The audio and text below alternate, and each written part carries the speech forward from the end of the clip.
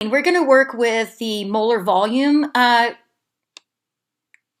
conversion factor and with the ideal gas law in this set. Your assignment is to do number 23 and 24 on this page. I'm going to work a couple problems for you and then also be working some problems on page 455 in your textbook. So question number 20 says that what size container, so that means we're looking for the volume, what size container do we need to hold this many moles of nitrogen at STP? So we know that it doesn't matter what kind of gas it is.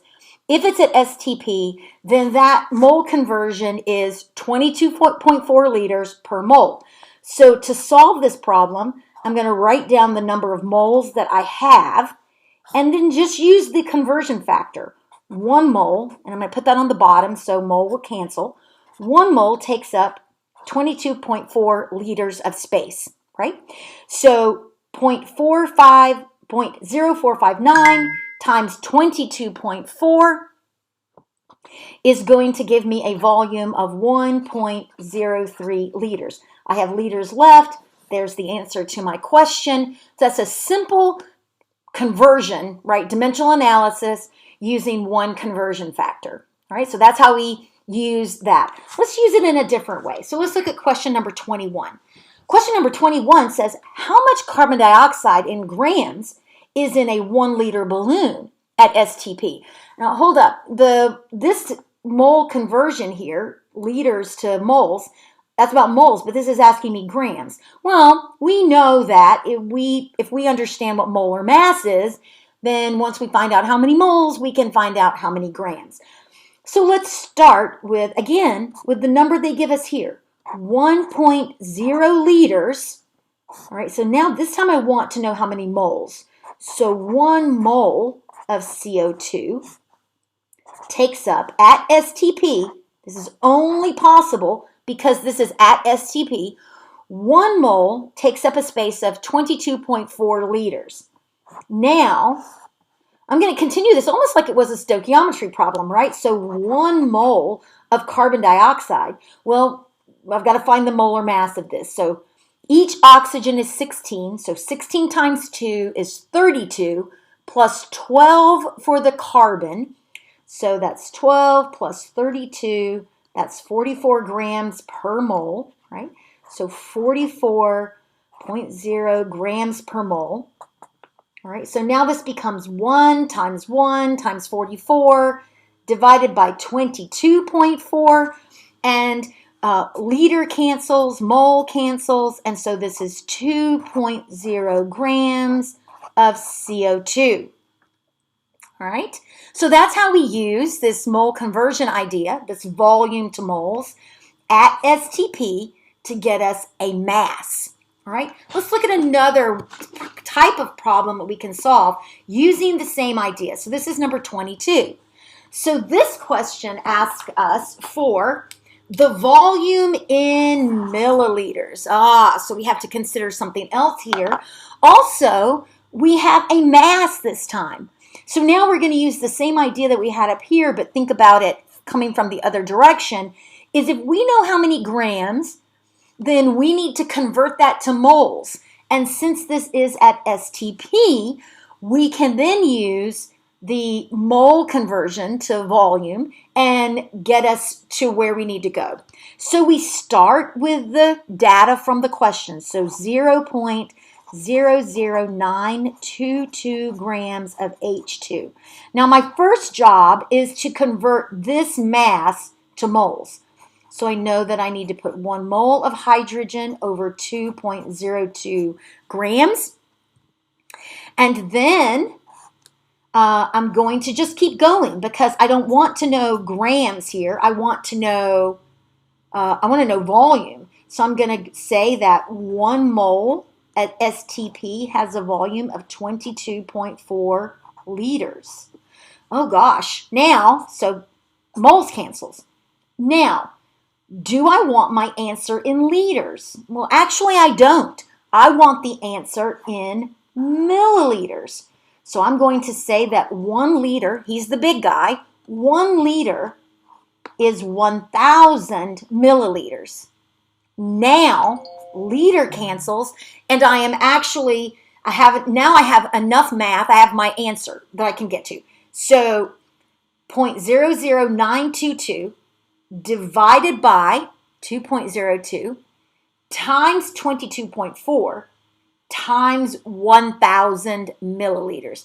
Now, you could have done this in steps. You could have gotten an answer here and then done this conversion and then done this conversion. You could have done this in 3 separate get equal signs, but we can also just let these numbers run. So if you like to do it this way, you can go 0.00922 times 1 times 22.4 times 1,000, then divide by 2.02.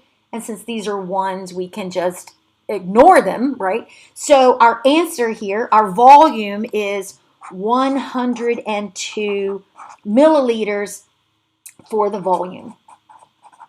All right, that's our volume. We have 3 sig figs in our beginning data. We have 3 sig figs here because of this 0 sandwich. So we're all ready to go. So that's 20, 21, and 22 from page 459. Your task is to do questions 23 and 24. You may want to stop the video and tackle those right now, because the next thing I'm going to do is walk you through using the ideal gas law. All right, so we've now moved over to page 455.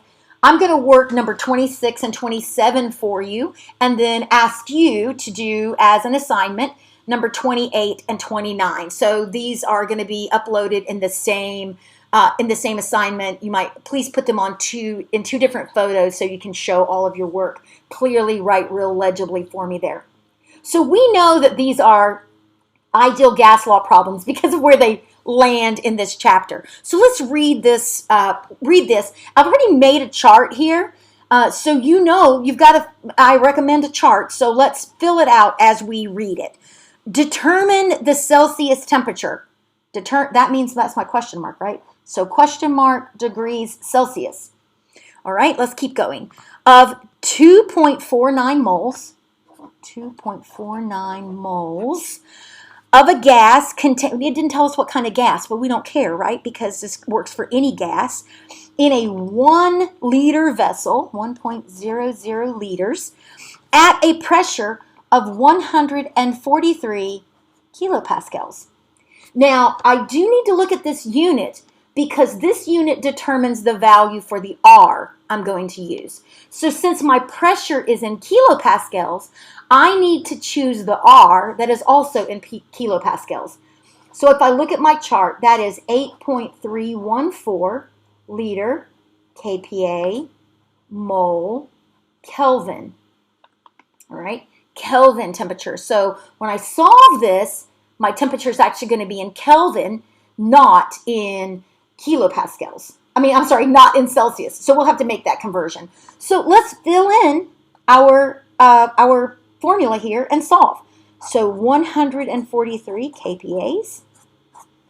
The volume is 1.00 liters equals the moles are 249 mole. R is 8.314 liter kPa mole Kelvin. And then there's my T. There's my unknown. All right? There it is. There it sits.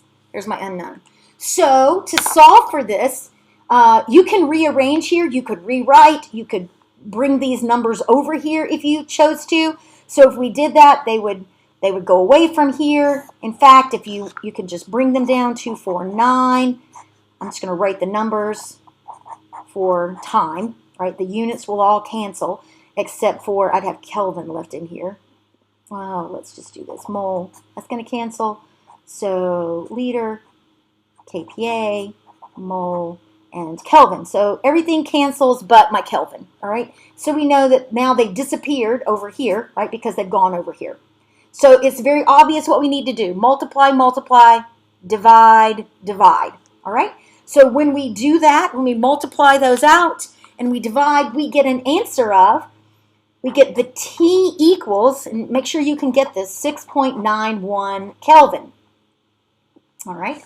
But the question said temperature in Celsius, all right? So now we need to subtract 273. To get to Celsius, we add 273. I mean, to go from Celsius to Kelvin, we add 273, but we've got to go at this backwards now. So we're going to subtract that. So 6.91 minus 273 gives us a temperature. I'm going to write it in red here. So that gives us a temperature of negative 266 degrees Celsius. And there's our final answer for this question. All right. Okay, now let's move on to number 27. Number 27 is also an ideal gas law, so let's read it and fill in our chart here.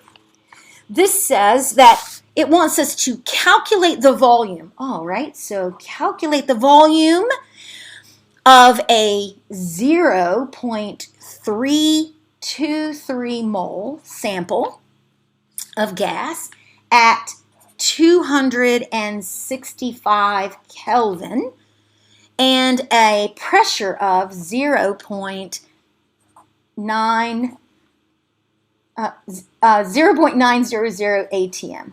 All right, so now this atm governs which R I'm going to use. So this R is 0.0821 liter atmosphere mole Kelvin.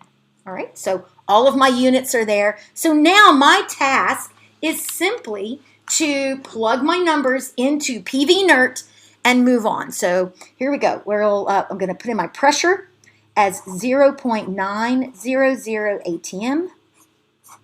I'm solving for volume, so there's my unknown. My number of moles, 0.323 mole.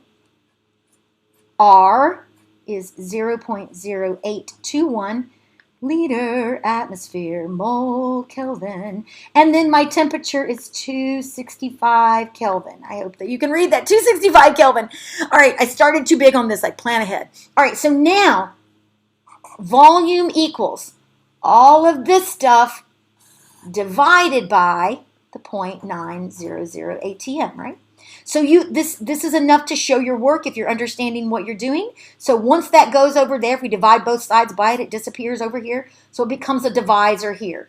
So when we plug this into our calculator, 0.323 moles times 0.0821 times 265 divided by 0.900 gives us, and if we're adjusting for sig figs, we look back, we can have 3 sig figs.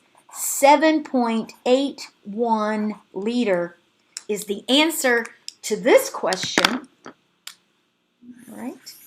So there is our volume that we have solved for.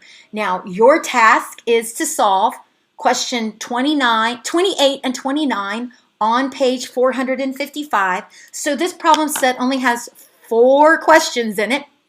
All right, to give you a chance to use the ideal gas law and the molar volume. So tackle those. Remember, make a chart, choose the correct R, and you will be all set for success.